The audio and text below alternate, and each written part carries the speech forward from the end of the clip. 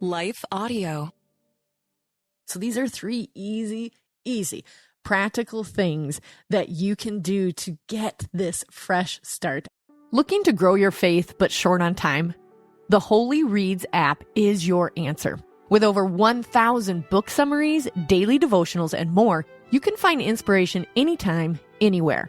From parenting tips to theological insights, Holy Reads has something for everyone. Want to deepen your connection with God? Holy Reads offers a wealth of resources to help you grow spiritually. From scripture-based content to soothing meditations, you can find peace and purpose in your daily life. Holy Reads is more than just an app. It's a community of faith. With 23 categories, you can find resources that speak to your heart. Join 350,000 Christians who use Holy Reads daily. Download Holy Reads today and start your spiritual journey. That's HOLYREADS. Download the app today. This December on the Salvation Army's Words of Life podcast, we'll be joined by worship leader, pastor, speaker, April Christina Farmer. She joins our host, Bernie Dake, to share her testimony as the two discuss the importance of living life with a grateful heart. Now, I just hearing the stories of from my husband, because there's so much I don't remember, was the people of God. The investments that you make down through the years in those relationships and the body of Christ that you build relationship with, they came together and they prayed for me. And people feel that all the time, like, how in the world? Why would you let this person go? Why would you let me walk through that? Why would you allow this sickness to overtake my body? And Jesus is like, I know it's tough, but you don't know what's coming. I do. Will you trust me? Listen to the Salvation Army's Words of Life wherever you listen to podcasts or visit wordsoflifepodcast.org. Hello and welcome to the Encourager Podcast, where we have encouraging conversations to help you joyfully harmonize your home and work life. I'm your host, Rebecca Scott. I'm a wife, mother, designer, coach, and author. I'm here to help encourage and empower you to confidently make decisions that work for you and your stage of life, whatever that might be. Hey, Encouragers, we're bringing back one of the most loved episodes and one of the most downloaded ones because I think it's so simple to start. It's called A Fresh Start in 3 Simple Steps. In this episode, I break down how to clean something, find your joy, and cancel what's not serving you, all to give you a renewed sense of clarity and purpose. If this resonates, the Encourager cohort is the perfect next step for you. It's a 10-week coaching program for 10 women ready to create lasting harmony in both home and work life. Spots are limited, so don't wait. Head to encouragerpodcast.com and enroll today. Hello, Encouragers. On this week's podcast, I'm going to have a super practical approach to getting a fresh start. Even when I ask you this question, do you need a fresh start? What happens to you? What's your immediate response? Yeah. Is it like, yes? Is it I don't know. I think a lot of us need a fresh start. And sometimes this happens in the month of September when you're just kind of like off of the summer mode. And sometimes it happens in October, and sometimes it happens in February, and sometimes it happens in June. Point being made is like, there are just seasons. And sometimes we can't name the month that it happens where you're just like, I just need a fresh start. And you're just craving it. Well, I've got 3 practical steps, and the order of them is very important. This time you do need to do them in order. This will give you a fresh start and perhaps a fresh perspective of what you want to pursue.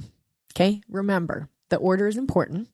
And as I've been trying to do in the first 10 minutes of listening to this podcast, you will be able to implement these things. I'm going to create a very simple resource for this that'll be available on our website, theencouragerpodcast.com. That's just a little worksheet that you can print off or do it digitally. Just kind of ask yourself these 3 steps and walk you through what it means for you. It's very practical. You can apply it immediately, and I think will really give you the fresh start you are craving. So here's some permissions of what you might be feeling with this fresh start. You might be feeling overwhelmed. Or maybe you feel a little bit chaotic or a lot chaotic, or maybe you're just bored. I mean, we all know, like, yes, we're not bored in the amount of things and roles and stages, but sometimes we are a little bit bored, and it's okay to say that. I'm a little bit bored with things.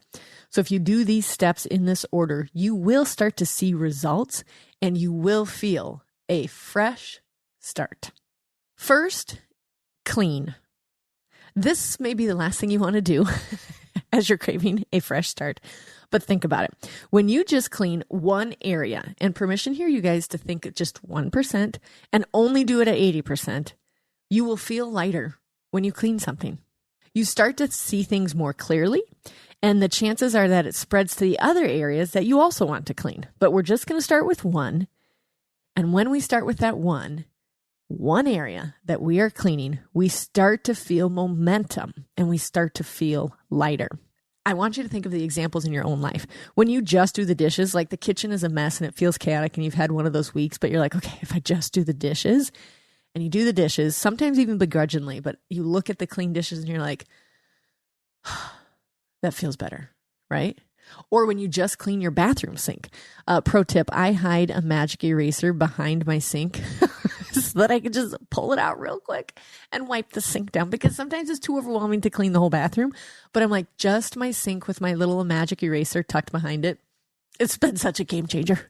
It's like you just clean your sink and you're like, oh, I feel a little bit better.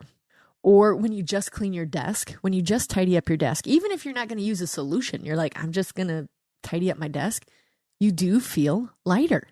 So the first step is to clean. Now, I want you to pick the area and write a list to do in that area if it's needed. Here's permission too. If you are at the sheer stage of burnout or exhaustion, writing a list might be like, well, I can't clean that area because I haven't written the list. That is not the purpose here. If that overwhelms you, you guys, don't do that. Do not write the list. Just get started. Okay. But if writing the list helps you to narrow, like, okay, this is the area that I want to clean the most, and the list excites you, then that's you. Then I do want you to write the list. Okay. And then tackle it. Big surprise. Tackle the list, or if it's just in your head, just tackle cleaning that area. Now, also permission, this might be a whole room, or it might just be an area, a desk area, the sink, whatever it is, okay? I want you to start tackling it. Put on your favorite song list. Maybe it's a podcast. Maybe you're lighting a candle. Maybe it's a hot drink. Think through what would just be that little tiny treat as you're doing it. Song list, podcast, candle, drink, whatever that is. And you need to set a timer. Okay, you guys know how I feel about timing everything. If you've listened to any of my podcast episodes, I highly encourage it. Remember, we are not 100%ing this. That means we are not taking it to the nth degree and we're crossing off everything on the list. We are only 80%ing it because it's less intimidating. We're only 80%ing this, but I want you to set a timer because we're only doing it 80%. And after you set that timer, whatever is done in that amount of time is enough for now. Doesn't mean you won't approach it later. But it also gives you permission to not approach it later. You're only doing this at 80% and you are setting the timer. When the timer goes off, you are done for this time. And do not set the timer for longer than 1 hour. What? I know you guys, that's it. So if you actually decided to tack the garage, you maybe only be able to do a third of it, right? You're only setting the timer no longer than an hour, okay? This is a fresh start, not a whole do-over. That's why I'm giving you those parameters. We're doing it at 80%, and we are not doing anything longer than an hour. This is a fresh start, not a whole do-over. The point of the first step of clean is to give you momentum for the rest of the steps for the fresh start, okay? Also, permission here.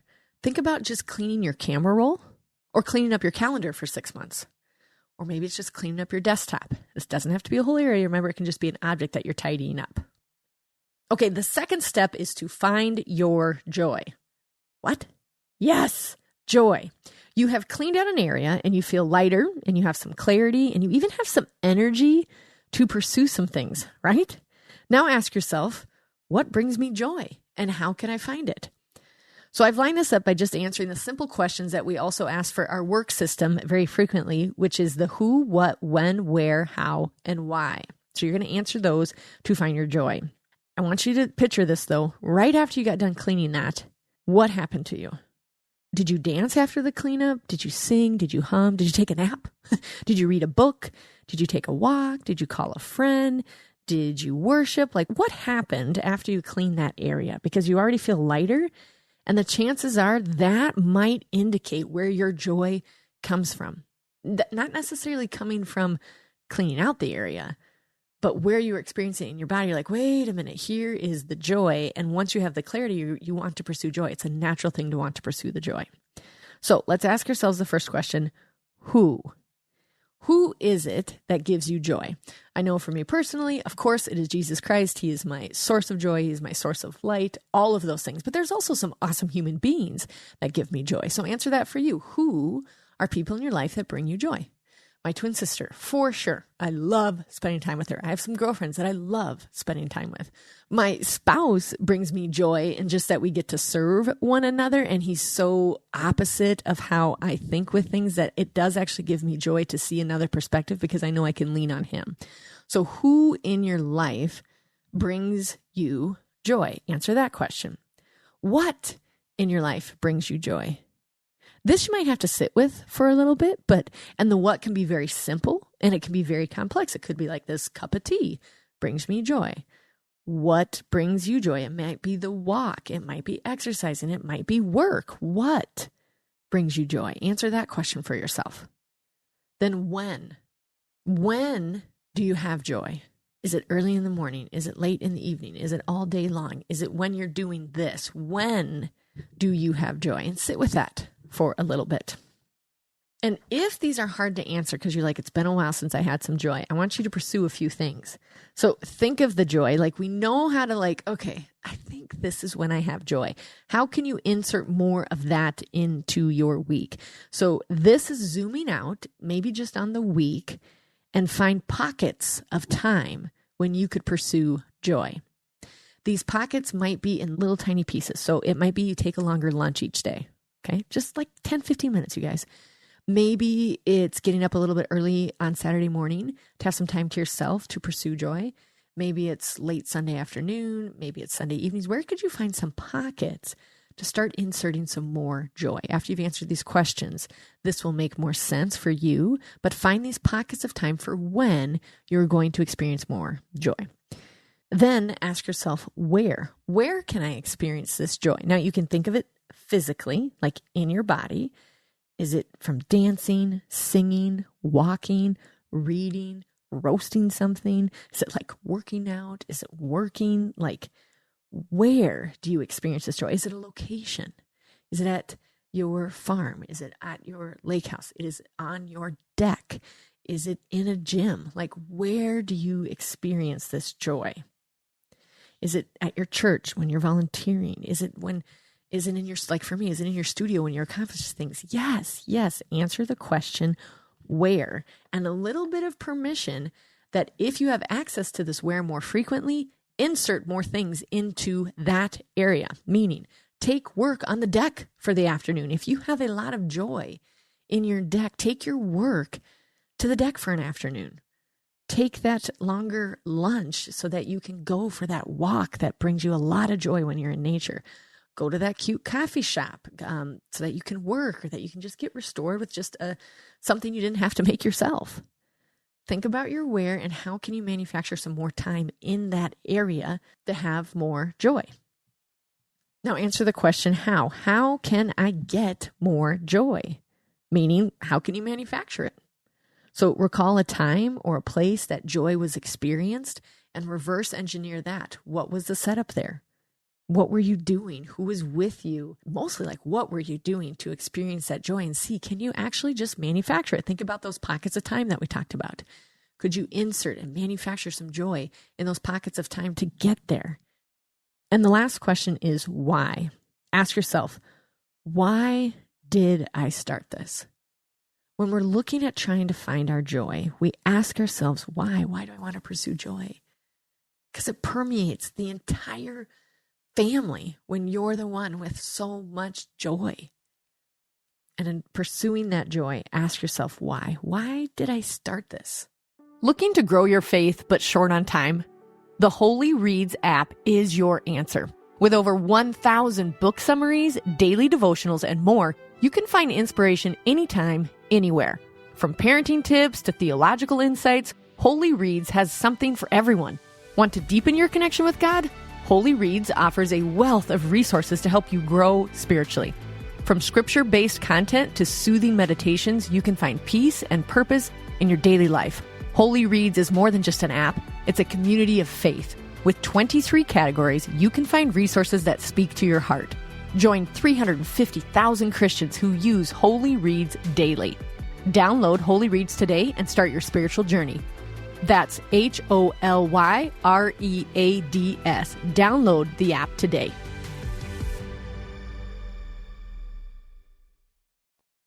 Remember your reasons for starting the job or starting the family or adding this thing to your plate.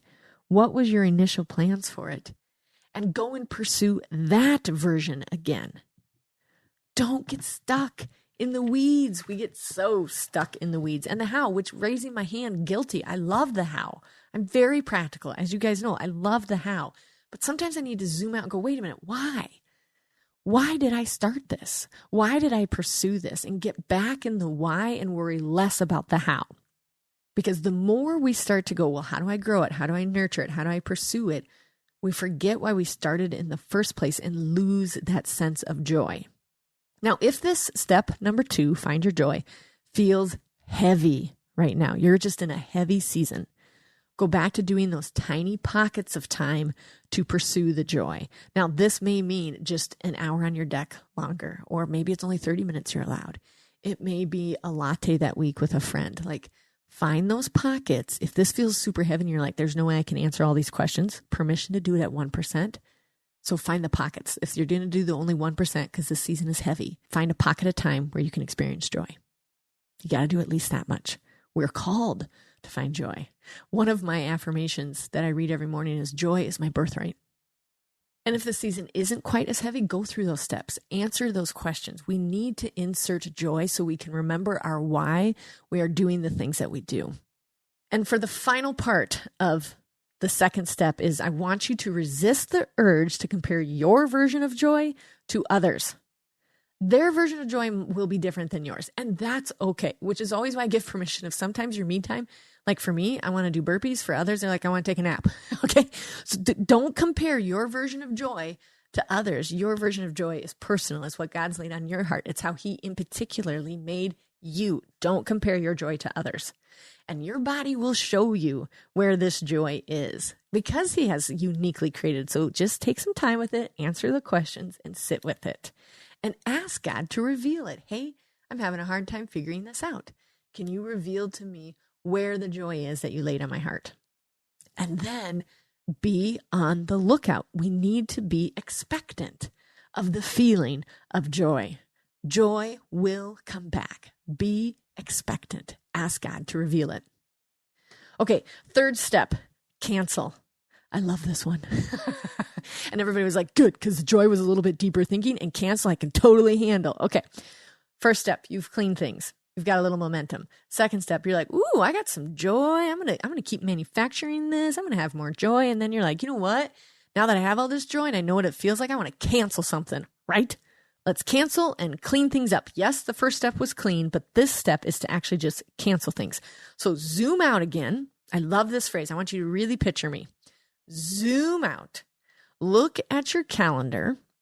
And then I'm also going to give you permission to look out 6 months from now. Don't just look at the month. You're going to look at your month. I get it. But I also want you to zoom out a little bit further because our natural cadence is just to look at 4 weeks, right? Because it's just the one sitting in front of us. I want you to zoom out a little further.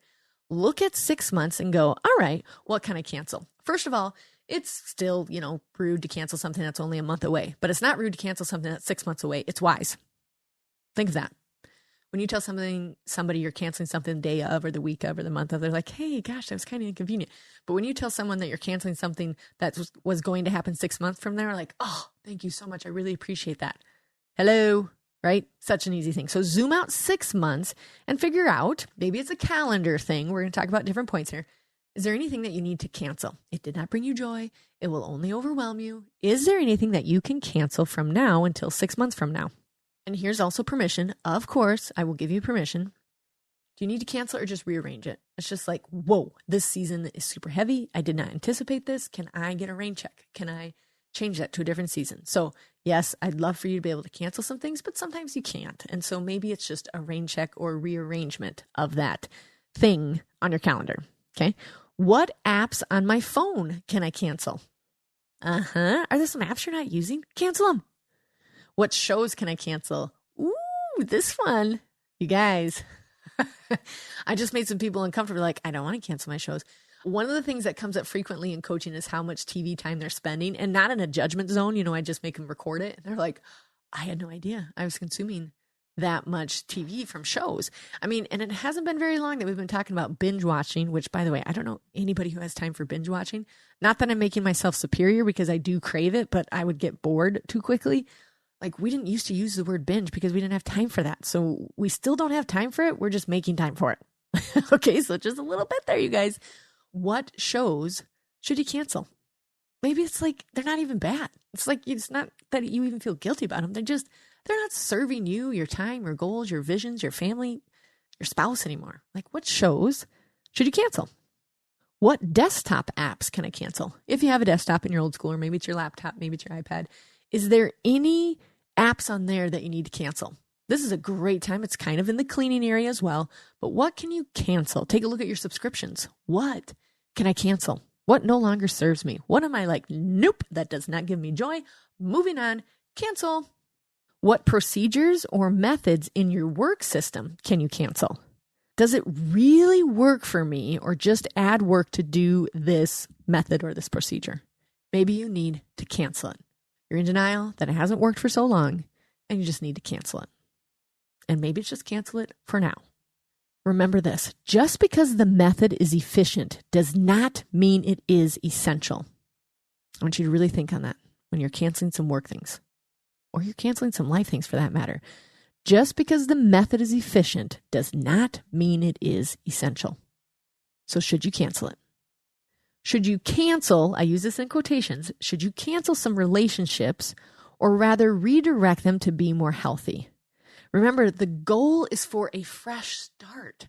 So if you're stuck in relationships that are just really toxic or going down a bad path, is there some version of canceling you can do? Now, I am not giving you permission to cancel a relationship with in-laws or friendships that have lasted for years and years, but is there a way that you can back away that's very polite and very kind for yourself, and maybe just for a season, you quote unquote cancel it for a while, so you can pursue this fresh start to approach it with a more healthy boundaries for yourself as well? Is there some relationships that you can take a look at and cancel? Believe me, I'm not giving you permission to just cut things off, but is there a way that you can just pause them for a little bit as you pursue this fresh start so you can approach them with better boundaries? Okay? Can you cancel some activities? Guys, I love this one. Take a look. Remember, we're looking 6 months out. You're looking 6 months out. Is there activities where you need to sit down with a kiddo or the spouse and be like, you know what? Can we please cancel this? Remember what we were like at the end of that season? We were totally stressed out. Remember what we were like during the season? It wasn't even fun. We were just doing our time. Answer the questions that you're like, should I? Should you cancel some activities? It might even be some activities that you serve at, like you felt like you were called to serve it, but it's no longer making the impact that you wanted. And it's rather like stressing you out. And maybe even the people that are serving are like, you need to take a break. Maybe you don't even know that. Maybe there's some things and some activities that you need to cancel because it's no longer serving you or the people you were meant to serve in it. Do you need to cancel some activities? Remember, sometimes with canceling, it's just a break. It's just a break for a time. It doesn't have to mean cancel forever. It might just mean a break as you pursue this fresh start. Okay, remember, the order is important. Step number 1, clean something. Step number 2, find what gives you joy. Step number 3, start canceling. I super like step number 3. I mean, obviously I like joy because you know how I am and you know how energetic I am. So I love the joy thing, but I've really dialed that in. Like I know where my joy, my what, when, why, where, and how of my joy. But there's something super refreshing and maybe even sexy about saying cancel.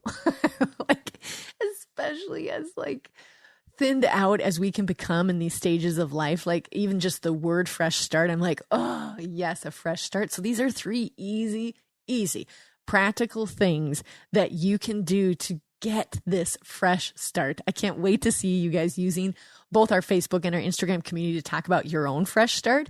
Also, make sure to communicate with us. What are you canceling? Because it gives us a little bit of permission or perspective on what we too are operating with. Tell us where you're getting your joy, because sometimes for some people it's very hard to figure out where their joy is. It's been a while since they experienced it. So we want to know from everybody, hey, what are you trying? And then let us know what you're cleaning. I would fall over if you guys sent me befores and afters of what you cleaned up. That, you guys, next level. Bonus points for you guys that send us the befores and afters. We would love it. Okay, remember to download the resource on our website, theencouragerpodcast.com, for a fresh start. We'll give you a couple of bullet points that you can just kind of reflect on this. I say I would reflect on it for about 30 to 45 minutes. I always like to kind of give you guys a perspective of how long it should take. Only do that at 80%. If you can only do it for 10 minutes at a time, that's totally fine. That's probably 1%ing it. 80%, whatever that looks like for you. But I do encourage you to marry this with not just a thought pattern. As you're listening to this and you're consuming it, take it to the next level and have a physical touch point with this, which would be that downloadable. Like, take it to the next level. Take it to your spouse, take it to your family, ask them. Maybe you've got a kiddo who just needs a fresh start. Maybe they had a bad start to the year. Maybe you just see them going down this kind of, depression and anxiety. Let's ask them, like, hey, how about a fresh start? Let's do some practical things here. Ooh, I just got goosebumps on that, you guys. Think about if you gave your child permission to tell you where they experienced joy. Like, we can recognize it as parents very quickly, but what if they got to tell you, actually, I feel the most joyful when, and then wait for the anticipation of what you might be able to serve them with. That would be amazing. Okay, encouragers, until next time, we got this because he's got us.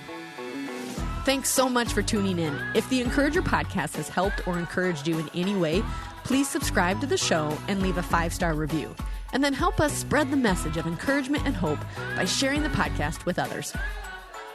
Ready to bring more organization and joy into your life? The Encourager Academy helps you harmonize your home and work life through our online course and coaching programs. Our 5-system approach, me, food, family, work, and home, tackles your biggest obstacles, offering lifetime access to video lessons and guided worksheets. Learn at your own pace with practical tools and strategies. Enroll now at encourageracademy.com and use code WeGotThis for $50 off. Are you ready to finally create systems that help you thrive in both home and work life? Join my 10-week coaching cohort designed for busy women like you. Together, we'll create customized, foolproof systems for managing your home, business, and personal life with joy and purpose. With live coaching, practical tools, and a supportive community, you'll leave feeling organized, confident, and in control. Don't wait. Spots are limited to 10 women. Visit encouragerpodcast.com to apply.